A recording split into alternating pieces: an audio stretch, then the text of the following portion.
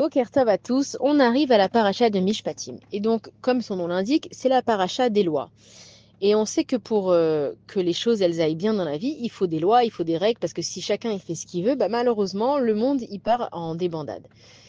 Et ce Shabbat aussi, Bezrat Hashem, il va y avoir la libération encore de Khatoufim. Et on se pose tous la question sur le sort de la famille Bibas. On n'a pas vraiment beaucoup d'espoir. Et même que on sait à peu près à quoi s'attendre, eh ben, on a peur de tomber de très haut. Et on va essayer de comprendre comment cette épreuve, on peut la traverser tous ensemble. Alors, je vais vous partager une histoire qui est très privée, mais qui va nous aider à comprendre. Mon fils, il est revenu cette semaine, il est petit, et il me dit, maman, comment je sais que Hachem, il existe? Donc, je garde mon calme, tout va bien. Je lui dis, pourquoi tu poses cette question? Qu'est-ce qui s'est passé? Et il me dit, tu sais, j'étais à l'école et je me suis retrouvée dans un moment où c'était très compliqué avec mes copains, avec le professeur. Et vraiment, vraiment, ça allait mal pour moi. J'ai appelé Hachem et il m'a pas aidé. Il me dit, comment je sais qu'il existe si quand je l'appelle, il m'aide pas? Alors je lui dis, bah, comment t'as appelé Hachem? Il m'a dit, non, vraiment, je l'ai prié, je me suis partie dans un coin, je me suis presque mis à pleurer, j'ai appelé Hachem, j'ai appelé Hachem. Il m'a pas répondu. Qui me dit que Dieu, il existe, que Hachem, il est là, que Hachem, il nous répond? Et bon, j'ai compris qu'il était en révolte, donc d'abord, j'ai laissé extérioriser tout ça. Et il m'a dit, peut-être que Hachem, lui, en fait, c'est lui qui fait tout, peut-être que nous, on doit rien faire, peut-être que même ce que je fais, c'est pas moi. Bon, il était vraiment chamboulé, quoi. Il avait eu un gros problème, et il est allé vers Akadosh Baruch Hu d'un cœur tellement sincère qu'il n'a pas compris comment est-ce que Dieu lui a pas répondu. Et donc je lui réponds et je lui dis, tu sais, Akadosh Baruch Hu, c'est un meilleur copain. Est-ce que quand toi, tu t'éclates, tu t'amuses, les choses elles vont bien dans sa vie, tu parles à Hachem? Alors il me dit non, j'ai pas besoin. Quand ça va, j'ai pas besoin de parler à Akadosh Baruch Hu. Et donc je lui dis, tu vois, c'est ça le problème avec Hachem, c'est qu'on l'appelle que quand ça va pas. Et comme Hachem, il nous aime et il veut nous parler, et que quand tout va bien, eh ben, on ne s'occupe pas de lui, je lui dis Hachem, il est obligé de nous envoyer des épreuves parce que c'est le seul moment où on se pose la question, tiens Hachem, est-ce que tu existes? Alors quand tout va bien pour tout le monde. Et dès que les choses elles vont mal pour nous, on se pose la question, est-ce que Hachem t'existe? Donc je dis à mon fils, tu sais, regarde, si Hachem il t'envoie des épreuves dans ta vie, c'est justement pour que tu te poses cette question, est-ce que Hachem il existe? Est-ce que Hachem il est là? Je dis, tu devrais commencer à faire partager ta vie avec Akadash Baruch Hu et que quand tu vas commencer à rentrer Hachem dans ta vie, bien sûr qu'il pourra te répondre parce que d'abord Dieu il nous répond tout le temps. Et lui, il a sa façon de nous répondre. Mais quand on est proche d'une personne, eh ben, même si elle ne nous répond pas, des fois, elle va nous faire un signe. Des fois, elle va hocher de la tête. Des fois, elle va nous envoyer un message par une application. Quand on connaît une personne, on connaît aussi la façon qu'elle a de répondre. On sait que si elle est silencieuse, ça veut dire qu'elle réfléchit. On sait que si elle fait un signe de la main, ça veut dire qu'elle ne nous répondra pas maintenant, etc. Ça veut dire qu'avec Akadash Baruch Hu, quand on commence à avoir une relation avec lui, on commence à comprendre qui est Akadash Baruch Hu. Et j'ai vu que ça l'a apaisé et qu'il s'est dit, alors c'est vrai, en fait, c'est vrai que je parle que à Hachem quand j'ai des problèmes. Alors je lui ai dit, alors, regarde mon fils, ton problème, bah, au Hachem, il s'est quand même arrangé. Je lui dis, il t'a peut-être pas répondu comme toi tu voulais, mais il t'a quand même sauvé de ton histoire où ça s'est bien fini. Il m'a dit, oui, c'est vrai, Nahon, j'avais pas vu ça comme ça. D'accord, donc ça, c'est pour mon fils. Ce que ça veut dire, en fait, c'est que là, la famille Bibas, on comprend pas. Et on se dit, mais Akadosh Baruchou, des bébés, mais où tu étais, et tout ce temps, et dans quel état on va les retrouver. Et on pense au papa, on se dit, mais comment il va surmonter cette épreuve? Et on essaye tous de se mettre à la place du papa. Et en fait, on fait une erreur dans notre façon de penser. Akadosh Baruchou, c'est notre papa. Ça veut dire que si, par exemple, moi maintenant, je vois une situation de l'extérieur, je vois un mari qui rentre chez lui avec un super beau sac à main Chanel, et un énorme bouquet de fleurs. Dans ma tête, je me dis, waouh, quel mari sympathique, qui va chez sa femme et il lui offre des cadeaux. Et je regarde comme ça par curiosité par la fenêtre et je vois que la femme, elle le jette dehors et elle jette ses roses par terre et je vois qu'elle est hyper énervée. Et au début, je me dis, mais elle est complètement folle, celle-là. Moi, j'aurais rêvé que mon mari y vienne, j'aurais jamais fait comme ça. Mais est-ce que je sais, moi, qu'est-ce que son mari lui a fait? Ou là, j'ai pris l'exemple de la femme et du mari, mais on a compris, ça peut être n'importe quoi. Est-ce que je sais, moi, l'histoire qu'il y a derrière? Et en fait, quand nous, on va voir l'histoire aujourd'hui avec nos yeux d'être humain, on voit une personne et on ne sait pas en fait quelle est son histoire. Je ne sais pas, moi, quelle est l'histoire des enfants Bibas. Je ne sais pas quelle est l'histoire de cette maman aussi qui a été capturée avec ses enfants. Je ne sais pas quelle est l'histoire, quel est le Gilgoul en fait, quelle est la réincarnation de ce Yarden Bibas. Mais est-ce que moi j'ai le droit de venir chez Akadosh Baruch Hu maintenant et lui dire Hachem, je suis pas d'accord. Je suis pas d'accord qu'il y a cette souffrance, je suis pas d'accord que ces familles elles endurent ça. Akadosh Baruch Hu, c'est mon papa. Ça veut dire que si par exemple dans une famille, le papa et la maman, ils vont punir l'enfant. Il y a un enfant qui va voir la situation de l'extérieur, par exemple. Une maman, elle va crier à son fils, tu manges pas des légumes, c'est bon, tu seras puni, tu vas plus manger. Même que c'est pas bien de punir, etc. Mais elle veut lui faire passer le message qu'il doit manger des légumes. Moi, je suis l'autre enfant, je suis le frère de cet enfant. Et que je suis plus grand et je comprends l'importance de manger des légumes et qu'il ne faut pas manger que du sucre. Est-ce que je vais aller voir mon père et je vais lui dire c'est pas normal ce que tu fais, et regarde dans quel état il est, et il pleure, et comment ça se fait que tu le laisses pas faire ce qu'il veut, et c'est pas possible. Et Ou alors, je peux avoir dans ma tête une conscience et me dire, aller voir mon frère et lui dire, regarde, je sais que tu comprends pas ce que papa et maman ils font, mais je te garantis que c'est pour ton bien.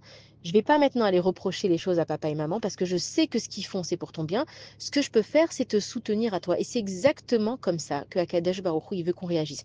Si moi je viens et je commence à me mettre à la place de tout le monde, je pourrais jamais être à la place de ces Gilgoulim-là. Je sais pas d'où ils viennent. Je sais pas quelle est leur histoire. On est de passage dans ce monde. Ils sont venus réparer quelque chose. Je peux pas venir et commencer à remettre en fait Maïmouna ou Akadosh Baruch Hu. Je peux par contre prendre des choses sur moi si jamais les choses elles se passent pas comme il fallait pour l'élévation de leurs âmes. Je peux prendre des choses sur moi pour aider ce papa à faire face à ses épreuves. Ça je peux faire. Ça je peux aller consoler mon frère. Mais de remettre Akadosh Baruch Hu en question en disant je comprends pas et c'est quoi ce monde et c'est quoi toute cette souffrance, Akadosh Baruch Hu, il ne veut pas notre mal et ça il faut qu'on le comprenne. Même si on n'arrive pas à comprendre les souffrances, c'est pas notre rôle de comprendre les souffrances. Nous, on est revenus dans ce monde pour réparer quelque chose. Il faut savoir que les Neshamot, comme on l'a répété plusieurs fois, elles veulent revenir dans ce monde tous les jours. C'est pour ça qu'on dit modé lecha. Modé qui veut dire je reconnais que je suis revenu à Kadosh Baruch Hu. Pourquoi? Parce que c'est moi qui ai demandé à revenir dans ce monde ce matin-là. Et les épreuves qui m'arrivent, c'est moi, Kadosh Baruch Hu, qui ai choisi de vivre ces épreuves. Je m'en rappelle pas parce que je me suis pas assez connectée à moi-même. Mais en vrai, je sais exactement que ce que je vis, j'ai la force de le surmonter et on voit que les gens qui sont dans l'épreuve, quand on va les voir et qu'on leur dit mais comment t'as fait, même pas des fois des énormes épreuves, mais des personnes qui ont des épreuves dans leur vie, on leur dit mais comment t'as fait pour passer ça? Ton mari il était à l'hôpital pendant des semaines, ta femme elle était malade pendant des semaines, comment t'as fait? Hachem il a envoyé la force. Donc Hachem il va envoyer la force à chacun de surmonter cette épreuve. Mais il ne faut absolument pas remettre la Emouna d'Akadosh Baruch Hu en question parce qu'à chaque fois qu'on fait ça, on est en train encore en fait de retarder les bonnes choses. Pourquoi? Parce qu'on est tout le temps en train d'être midvaker, de se battre avec Akadosh Baruch Hu. Dieu, il veut qu'on soit solidaires les uns les autres, mais pas qu'on se révolte contre lui. Dès que je commence à dire je comprends pas ce monde, je comprends pas les souffrances, et c'est pas possible, et c'est trop dur, et que je tourne ça en mode victime, Akadosh Baruch Hu, il nous dit non mes enfants, c'est pas ce que vous avez compris. Ne venez pas chez moi seulement quand ça va pas. Donc si nous en fait, on arrive à prendre sur nous de parler à Akadosh Baruch Hu tout le temps, quand ça va bien et quand ça va pas bien, on aura une vraie relation avec Akadosh Baruch Hu et Dieu il pourra nous envoyer cette force de comprendre que dans ce monde on est juste dans un voyage. Ça veut dire que les enfants bibas et leur maman, au jour d'aujourd'hui quand je fais la voix, je ne sais pas encore quel est leur sort, mais imaginons qu'ils ne sont plus là, et ben on va imaginer qu'ils sont partis dans le Olam Haba construire la maison et qu'ils avancent les travaux pour que leur papa quand ils arrivent, et ben le papa il s'installe tranquillement. C'est ça qu'il faut se dire, c'est une séparation momentanée, la vie n'est pas une fatalité.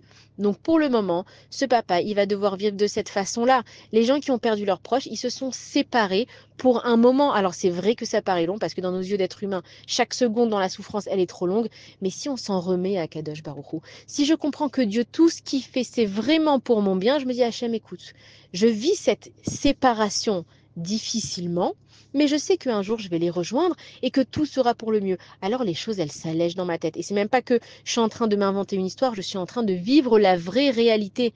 Ceux qui sont partis, ils sont en paix. C'est dur pour ceux qui restent. Et ceux qui restent, il faut qu'ils trouvent la force à l'intérieur d'eux de comprendre pourquoi cette chose-là est arrivée. Et de comprendre que justement, c'est non pas pour se révolter contre Akadosh Baruch Hu, mais pour être avec Akadosh Baruch Hu. Et c'est ce que j'ai dit à mon fils aussi, il m'a posé la question. Il m'a dit, maman, pourquoi je dois mettre une kippa? Je lui ai dit, d'abord, tu fais ce que tu veux, mon fils. Tu sais, moi, je suis là pour te guider dans ta vie. Je suis pas là pour te dire quoi faire. Dieu, il t'oblige en rien. Si maintenant tu vas et tu manges pas cachère, par exemple, il va rien t'arriver. Tu vois bien que dans le monde, on fait plein d'avérotes et il nous arrive rien. Dieu, il ne nous punit pas. Dieu, il est pas méchant. À quoi ça sert de mettre la kippa? C'est que quand tu as un doute dans ta vie, quand ça va pas dans ta vie et que tu te retrouves seul, tu sais pas quoi faire, tu mets ta main sur ta tête. Quand quelqu'un n'est pas bien, il dit, oh là là, il met la main sur sa tête. Tu te rappelles que tu as une kippa. Tu te rappelles que tu te couvres la tête. Tu te dis, ah, mais il y a quelqu'un qui est au-dessus de moi. Donc, Akadosh Baruch Hu, c'est pas qu'il fait ce qu'il veut et nous, on doit subir. Akadosh Baruch Hu, il n'est pas au-dessus de nous, il est avec nous. Et c'est ça toute la différence dans ma Avodat Hashem. C'est pas que Dieu, il est contre moi. Non, Dieu, il est avec moi. Mais comme nous, il y a que dans les souffrances qu'on lève les yeux au ciel, Akadosh Baruch Hu, vous pouvez pas, on peut pas s'imaginer combien il est triste de nous parler dans la souffrance. Mais comme il y a que quand il y a la souffrance qu'on réagit, c'est comme cette fameuse histoire. Il y a un gars, il est en haut d'un très très grand immeuble et il y a le feu. Il appelle au secours, personne n'entend. Il se dit, je vais jeter des dollars. Les gens, ils aiment l'argent, ils vont voir des dollars, ils vont lever les yeux au ciel, ils vont voir qu'il y a un problème. Ils jettent des dollars et ben tout le monde ramasse l'argent, personne lève les yeux au ciel. Il se dit, mais c'est pas possible. Il commence à jeter tous les papiers qu'il trouve dans le bureau. Les gens, ils se sont dit, bah c'est un spot publicitaire, un avion qui a sûrement jeté des papiers. Les gens, ils font pas attention. Il commence à jeter des meubles, des chaises, des trousses. Là, les gens, ils lèvent la tête, ils disent, c'est qui jette tout ça? Et là, ils se rendent compte qu'il y a quelqu'un qui est en danger là-haut, mais c'est exactement la même chose avec Akadosh Baruch Hu. Quand Dieu nous donne du bien, est-ce qu'on l'a apprécié le bien? La preuve que non, on était dans le Gan Eden, on avait tout. Dieu nous a dit mange pas ce fruit-là. On a été focalisé sur ce fruit-là. Akadosh Baruch Hu, il ne veut pas nous appeler dans la souffrance. Maintenant, on n'a pas le choix. C'est notre réalité. Mais ce qu'on va faire, c'est que maintenant on a vraiment compris qui c'est notre papa, Akadosh Baruch Hu, qu'il ne veut pas notre mal. Et que même si cette souffrance, je ne la comprends pas, je ne suis pas là pour la comprendre, je suis là pour passer à travers les flammes de l'enfer, si on peut dire, avec Akadosh Baruch Hu. Parce qu'on sait qu'après le Gehinam, après l'enfer, il y a le paradis, ça tout le monde le sait. Donc on passe ces flammes de l'enfer, pas tout seul, avec Akadosh Baruch Hu. C'est dur, les souffrances. Et on lui dit à Akadosh Baruch Hu, tu sais, Hachem, c'est dur, on comprend pas, mais Naaseh Venishma, on va faire. Et après, on comprendra. C'est quoi Venishma? C'est que quand toi tu voudras Kadesh Baruch Hu, on comprendra. Peut-être qu'on comprendra jamais. Il n'y a que dans le Olam Haemet, quand on sera là-haut, qu'on comprendra. Mais Naaseh, d'abord on va faire. Et si tu veux à Kadesh Baruch Hu, on va comprendre. Et c'est comme ça que le peuple juif, il doit se conduire face à chaque épreuve. C'est mon papa. Il veut le bien de tout le monde. C'est mes frères qui sont en détresse, alors je vais voir mes frères. Et la plus grande chose que je peux faire, plutôt que de m'attrister et de pleurer devant les nouvelles, en étant complètement en dépression, dépourvu de la vie, sans savoir quoi faire, je prends quelque chose sur moi. Je vais juger mon prochain favorablement. Je vais prendre une personne que j'aime pas et je vais essayer d'être gentil avec elle. Je vais prendre une personne que, peu importe, chacun a son exemple, qui prend chacun a sa mission à faire. Plutôt que de regarder la souffrance et de ne rien faire, je prends cette souffrance et je la change justement en joie pour une autre personne. Et c'est comme ça qu'Akadosh Baruch Hu nous enverra la délivrance. Pas quand on lui pose des questions et qu'on s'attriste sur notre sort et qu'on est les victimes de la vie. Non, Hachem, papa, tu es là. Tu veux juste qu'on soit solidaires les uns les autres. On va prendre des choses les uns sur nous et que Be'ezrat Hashem, on ait des nouvelles. Et le rapport avec donc la paracha de Mishpatim, c'est qu'il y a des lois dans un pays. Il faut des lois pour que les choses, elles se passent comme elles se passent. Nous, on comprend pas. Dans la Torah, il y a marqué œil pour œil, dent pour dent.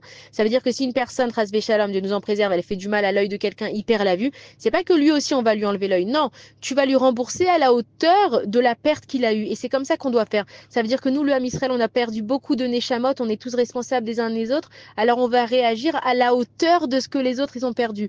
Toi, tu as perdu une âme, donc tu peux plus faire de la gentillesse envers cette âme-là. Et ben moi, je vais rajouter de la gentillesse avec une autre âme. Toi, tu as perdu ton père et ta mère, tu peux plus faire kibbout avem, et ben moi, je vais rajouter du kibbout avem. Toi, tu as perdu ta femme, tu peux pas lui offrir de cadeaux, tu as perdu ton mari, et ben je vais rajouter de l'amour. Et c'est comme ça, en fait, qu'on fait œil pour œil et dent pour dent. On ne rend pas la justice, on ajoute de l'amour, on ajoute de la compassion, on ajoute de la compréhension. Et quand Akadosh Baruch Hu, il voit qu'on réagit comme ça, les uns les autres, solidaires, qu'on transforme notre souffrance en amour, notre peine dans une joie intérieure, comme il dit Avram Avinu, Aïn Bemar Bocha, l'œil il pleure amèrement, Velef Sameach et le cœur il est heureux. C'est comme ça qu'on sert à Kadosh Baruch Hu. On sait que c'est notre papa, on sait que si ma mère elle me dit de manger des légumes, de me coucher à cette heure-là. Aujourd'hui, je nasse, je fais ce qu'elle me dit, je comprends pas. Benishma, quand je serai adulte, non seulement que je vais comprendre, mais je vais faire pareil à mes enfants. Et on comprend que les punitions qu'on avait quand on était petit, c'est aujourd'hui les récompenses qu'on a quand on est grand. Avant, c'était une punition d'aller dormir, maintenant c'est un kiff si on peut aller dormir. Avant, c'était une punition de manger des légumes, maintenant rien qu'on attend qu'on nous passe des menus diététiques, etc.